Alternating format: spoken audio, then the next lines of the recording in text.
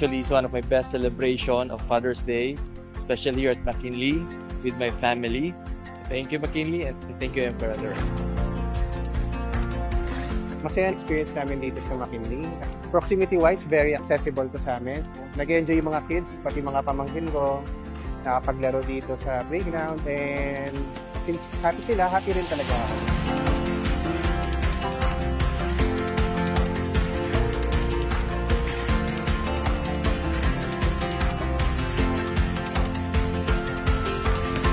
Thank you, McKinley Hill and Goldilocks. Thank you, McKinley Hill and Emperador.